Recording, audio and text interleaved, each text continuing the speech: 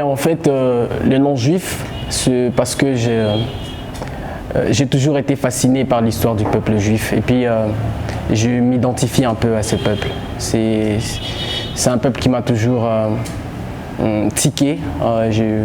J'ai toujours suivi son histoire et je me suis toujours dit que c'est quelque chose, c'est pas dire, comment dire, c'est dans mon intérieur, quoi. C'est ma façon de m'exprimer, c'est mon expression extérieure en fait. C'est une façon pour moi de, comment dire, de compatir avec ces peuples. C'est pour moi une façon de comprendre les situations dans la vie, dans le monde. Et puis m'appeler juif, pour moi, je veux dire, c'est une fierté.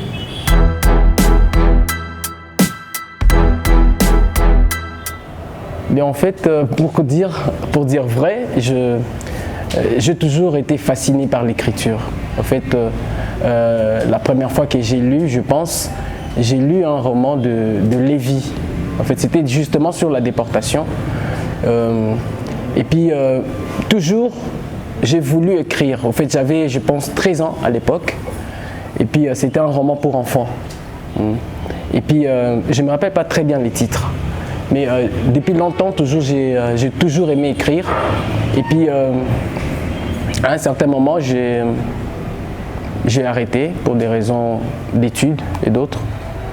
Et puis après, quand j'ai fini mes études, bon, je me suis dit, bon, qu'est-ce que je fais? Je me suis replongé encore dans l'écriture.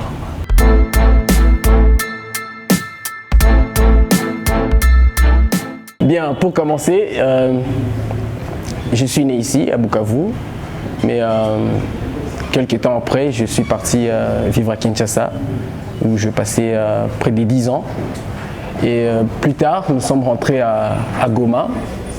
Et puis, après Goma, nous sommes partis vivre... Non, moi, je suis parti vivre à Kigali. Mon petit frère, il est rentré à Kinshasa, là où se trouve aussi ma petite sœur.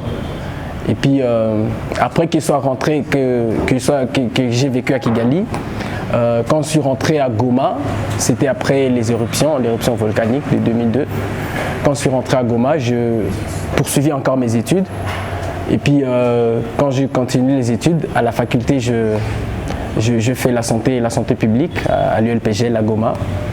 Et puis, après ça, je suis venu encore ici à Bukavu. C'était à l'époque où il y avait la guerre, les CNDP qui avaient déjà pris Goma presque, et puis qui menaçaient de prendre aussi Bukavu. C'est à ces moments-là que je me suis retrouvé ici.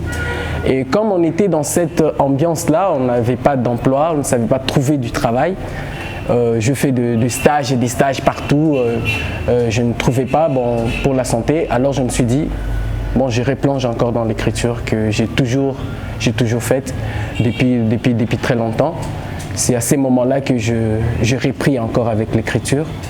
Et puis je suis venu à l'Institut français et j'ai commencé à faire des prestations de slam. C'est ainsi que je suis là maintenant.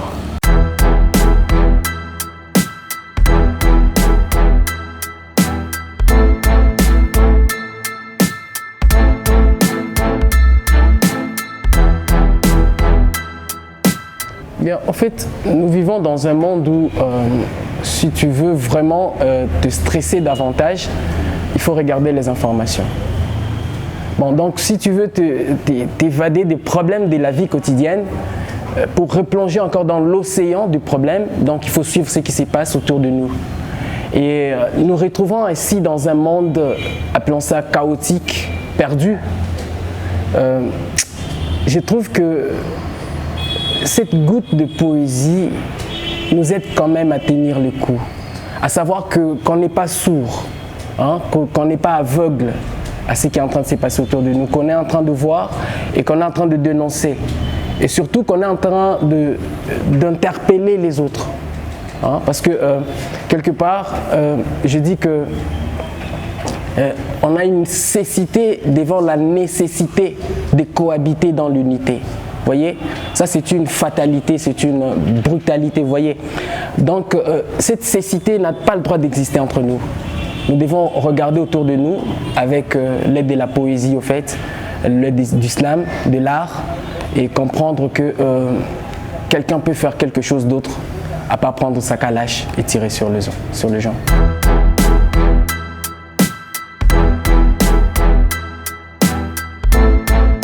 Bon, bien sûr, je pense.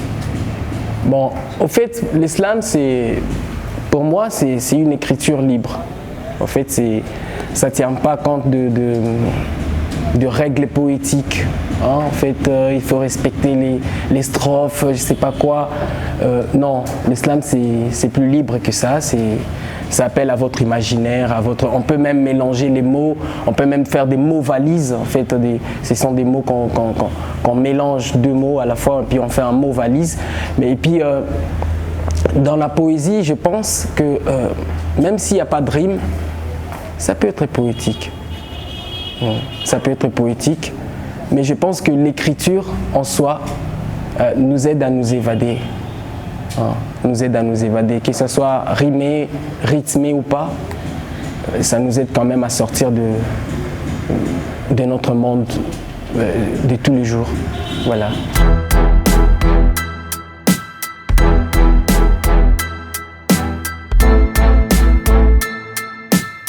Moi, bien sûr, ça accomplit un rêve parce que j'ai toujours écrit pour les autres.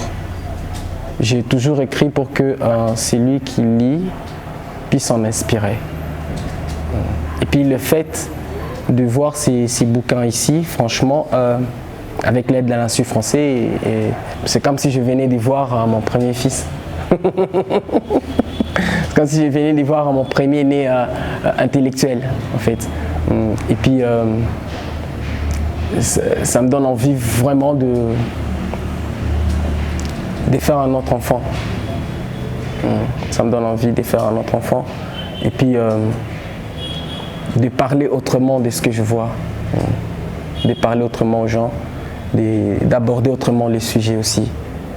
C'est ce que je suis en train de voir parce que ces bouquins ici, pour moi, c'est un truc qui va inspirer aussi les autres artistes de l'Institut à faire comme ici, et même mieux, voyez. Parce que quand vous voyez que l'autre l'a fait, dites-vous que ok, donc c'est possible.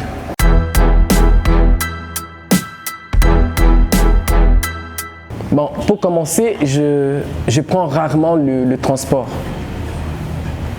Et puis, j'utilise rarement les téléphones. Donc, ma méthode est classique, archaïque. En fait, je me promène dans la rue. Quelque chose m'inspire, une phrase, comme quelqu'un me disait, j'ai entendu une phrase, quelqu'un dit « les calés sont de mon cœur ». Je me dis, ah waouh, ça peut développer quelque chose. Tu vois, ça tu ne vas pas entendre dans un bus ou sur une moto. Hein? Donc je m'inspire de la rue, je m'inspire de ce que je vois, je m'inspire de la poubelle, hein, des cimetières, des endroits où ça fait chaud, vous voyez, de marcher, je m'inspire de ça. Et puis, voilà.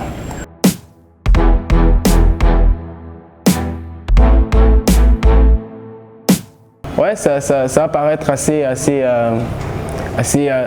paradoxal, mais la figure qui m'inspire le plus, c'est Koffi Olomidé. Ah, ouais. Pourquoi? Parce que j'aime bien ce qu'il chante. Et puis, ce qu'il dit a souvent un double sens. Alors il faut être vraiment intelligent pour comprendre ce qu'il est en train de dire. Lui, il m'inspire beaucoup. Et puis ce qui m'inspire en plus, c'est la situation mondiale. C'est comment dire ça, c'est ces situations, j'appellerais ça comiques du monde, où les gens sont riches, très riches, et d'autres sont très pauvres. Et certains oublient même qu'il y aura la mort un jour. C'est fou. C'est fou.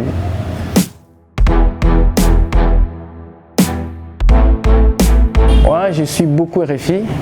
Je suis beaucoup la radio parce que j'aime bien être informé à temps réel d'ailleurs. Et d'ailleurs, c'est ce qui m'a permis de savoir comment est-ce que les Américains ont perdu encore l'Afghanistan. Ouais, je suis beaucoup l'actualité. J'aime beaucoup l'actualité. J'aime beaucoup.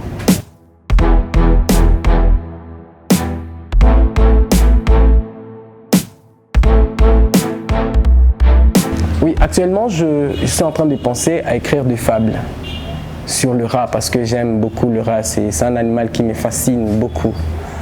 Sa manière, sa façon de survivre malgré tout, les pièges, les poisons, les chats, tout, mais le rat est toujours là. Bon, je pense écrire un truc comme ça, mais aussi, j'aimerais écrire un roman. J'y pense depuis longtemps, ça s'appelle Une autre histoire. C'est-à-dire, je verrai voir autrement le monde. Ce qu'on nous a raconté, qu'est-ce qui nous dit que c'est vrai? Qu'est-ce qui nous dit qu'on n'a pas ajouté? Pourquoi est-ce que nous, on ne peut pas les dire autrement?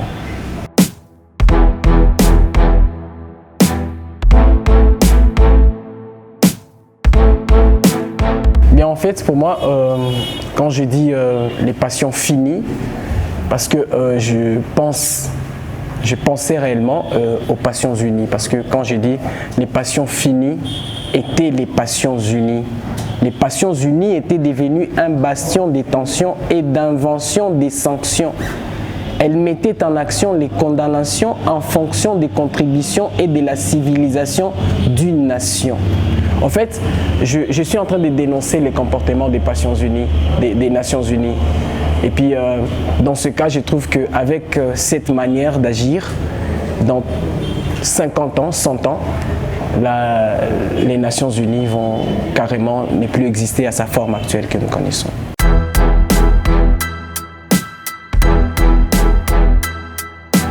Bien, en fait, dans ce recueil, j'ai dédié un poème en mémoire de Solange Lusiku, qui était une journaliste de qualité, en tout cas dans la région, et qui, en tout cas, à ce que je sache, elle n'avait pas envie de mourir, mais elle n'avait pas peur de la mort.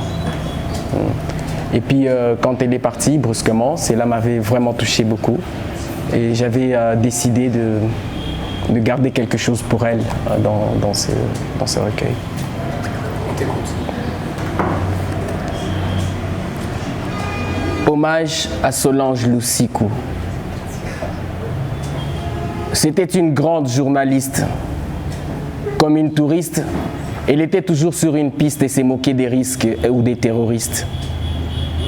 Son arme était son stylo qui pique en rhétorique cette réalité politique dans notre République. De la crise économique aux conflits ethniques, elle rendait tout public sans polémique, sans courants idéologiques. Toujours en première ligne dans les manifestations ou les célébrations des fêtes d'intronisation, des discours, des revendications et la souffrance des millions. Oui, son travail était une bataille de taille, mais elle restait ouverte avec ses découvertes. Elle parlait de la réalité, interpellait l'humanité sur ses responsabilités, sa médiocrité et sa brutalité. Elle savait que le monde n'aime pas la vérité, ni un peu plus de curiosité. Mais par souci pour l'actualité, elle risquait toujours la fatalité. Mais cette fois-là, avec une terrible rapidité, ce monde sans pitié l'a arraché à l'humanité, nous a volé sa fraternité, charité et son amitié. Oui, je me rappelle que cette nouvelle était pour moi presque irréelle, tellement c'était cruel.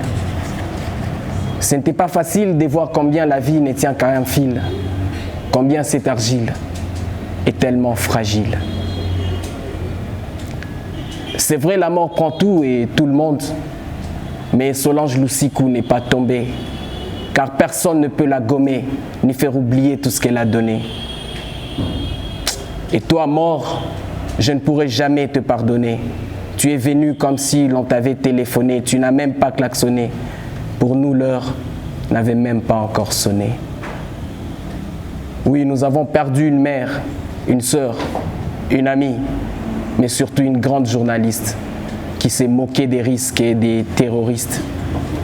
Elle est pour moi un modèle, et si je garde d'elle une phrase, un mot d'elle, elle me disait souvent, tu sais, juif, mourir pour un idéal, c'est vivre sans fin.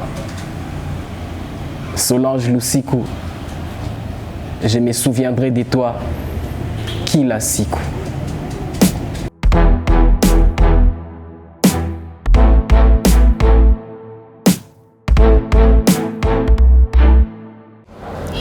Kadhafi. Ça suffit, avait dit Kadhafi, ça suffit. Ce défi lui coûta la vie. Il rêvait d'une Afrique unie et pour cela les puissants l'ont puni. Il défiait la France et les États-Unis et ces grands pays bénis par leurs colonies ont cherché des ridicules alibis pour attaquer la Libye. C'est comme s'ils oublient qu'ils ont lancé comme une pluie d'obus, des obus sur des buts et des tribus. Kadhafi avait dit « ça suffit ». Mouammar en avait marre que l'Afrique reste un crachoir, un terrain de lutte pour le pouvoir, un cadavre pour les charognards. Un restaurant-bar, une race bizarre toujours en retard, de froussards devant des chars, des fouillards dans le regard comme les boules du billard. Mouammar en avait marre. C'est les rats qui ont tué Sankara, qui l'ont enterré dans un trou à rats, ou ces jeux qu'on leur faisait croire à ces aïrois, qu'ils étaient devenus rois, qu'ils avaient le monde au bout de doigts, parce qu'ils avaient une grosse voix, qu'il avait le monopole du pourquoi, et quand son or a perdu de son poids, il s'est retrouvé seul aux abois. Un miséreux sur qui n'importe quel chien aboie, c'est la fin de ces rois d'Afrique noire qui ne sont pas au pouvoir, qui ne sont au pouvoir que dans leur miroir et aux yeux de ceux qui leur font croire. Kadhafi avait dit « ça suffit, il faut en Afrique unie ». Il défiait la France et les États-Unis. On a cherché des ridicules à Libye pour attaquer la Libye. On a cherché des ridicules à Libye pour attaquer la Libye. On dit qu'ils se sont levés comme une tempête en criant que le guide les embête, qu'ils veulent une fête avec sa tête, comme celle de Jean-Baptiste qui périt pour une requête. Les puissants n'ont fait le but de leur conquête, sinon leur banque allait finir avec la disette. Kadhafi pensait que l'Afrique, il était pragmatique dans sa logique, ses projets étaient dynamiques, son rêve restait logique, son rêve restait historique, faire de l'Afrique une république unique avec une liberté économique. C'était fantastique, magnifique cette politique charismatique, unir les amours patriotiques, faire une Amérique en Afrique. Seulement, on n'a pas aimé la logique de cette politique qui allait bouleverser les lois économiques. Basé sur des méthodes antiques et classiques, son idée présentait un tel risque. On a dit que c'était illogique, qu'il était impudique. Un colérique aux pratiques mystériques, un colérique aux pratiques mystiques, avec des reliques antipathiques, antipatriotiques. Toutes ces critiques étaient stratégiques pour l'opinion publique et déclencher le déclic. Avec tout ce que cela implique, même son élimination physique, pour ensuite regarder l'Afrique d'un air hypocritement pathétique et dire qu'il est toujours problématique, puis on lui explique, puis il vous complique. On a voulu une fête avec sa tête, on a sonné la trompette et l'on récolte une tempête des roquettes.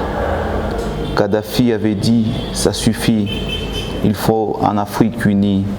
Alors ils ont cherché les ridicules à Libye pour attaquer la Libye.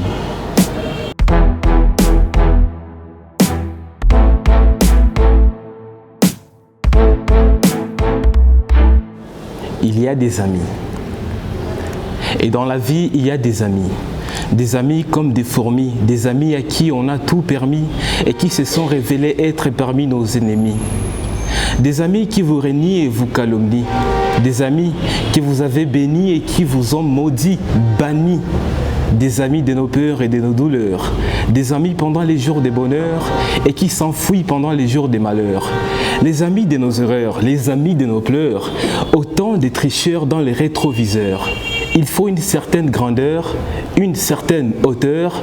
Il faut du cœur, ses amis en présence et ennemis dans l'absence. Mais il y a aussi un ami d'enfance, celui qu'on a la chance d'avoir parce qu'il prend notre défense en silence.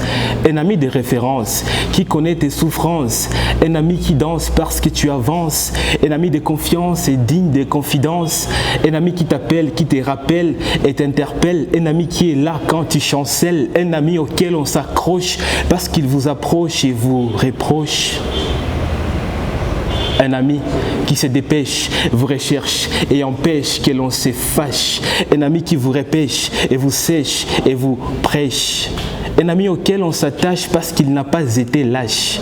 Un ami qui vous apprend, qui vous comprend. Un ami qui vous défend, vous entend. Un ami qui passe devant comme avant. Un ami qui se déplie et vous appuie. Un ami qui sait vous dire oui et vous donne sur les fruits.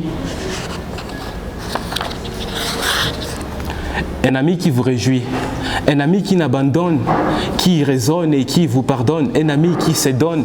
Il y a des amis. Un ami qui nous reste, qui reste lorsque tout vous quitte et vous évite. Lui seul encore à vous visiter et conserver encore vos mérites. Un ami qui dit encore que l'espoir existe. Il insiste et fait qu'on résiste, qu'on persiste.